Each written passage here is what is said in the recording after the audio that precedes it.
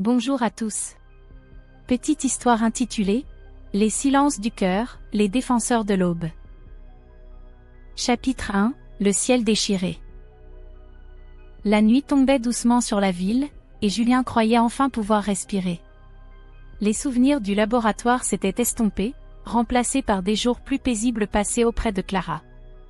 Mais alors qu'ils marchaient ensemble sur les quais, le ciel se fendit dans un grondement sourd. Des lumières violacées apparurent, d'abord semblables à des aurores, puis s'étirant en déchirures béantes.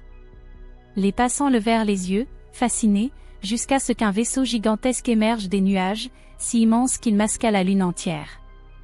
Un silence glacé s'abattit sur la ville, comme si le monde retenait son souffle. La stupeur fit vite place à l'horreur. De petites sphères métalliques se détachèrent du vaisseau et se mirent à descendre en colonne parfaite. À chaque atterrissage, elles se déployaient en machines insectoïdes, leurs membres tranchants raclant l'asphalte. Les sirènes retentirent trop tard. Les rues s'illuminèrent de faisceaux brûlants, réduisant les bâtiments en cendres. Les cris de panique se mêlaient aux explosions, et la ville sombra dans le chaos. Julien sentit son corps se raidir, comme si une énergie enfouie réagissait à la menace. Ses veines s'illuminèrent d'une lueur familière, son ancienne malédiction revenait, mais cette fois, il la ressentait autrement, comme si sa rage se synchronisait avec la peur du monde entier. Clara agrippa son bras, le regard affolé. Julien comprit qu'il ne pouvait plus refouler ce qu'il était. Ses muscles gonflèrent, ses traits se durcirent, et dans un rugissement, il repoussa les débris qui s'écrasaient autour d'eux. La créature qu'il redoutait de redevenir surgit à nouveau, mais cette fois, elle ne lui arracha pas son humanité.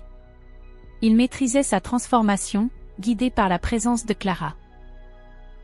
Un des monstres mécaniques bondit vers eux, ses griffes étincelantes prêtes à fendre l'air. Julien se jeta dessus, le réduisant en éclats de métal dans une explosion d'étincelles. Clara, sidérée, vit son compagnon devenu un bouclier vivant. Mais cette victoire ne fut qu'un éclair au milieu des ténèbres. Car au-dessus de la ville, le vaisseau mère s'ouvrit encore davantage, libérant une pluie infinie de machines. Les lumières violacées teintaient désormais le ciel d'une couleur apocalyptique. Julien, haletant, leva les yeux, il comprit que ce n'était pas une attaque isolée, mais une invasion planétaire. Et dans ce chaos naissant, une certitude brûla en lui. Cette fois, il n'aurait plus le droit d'échouer. L'avenir de l'humanité dépendait de lui, et de Clara.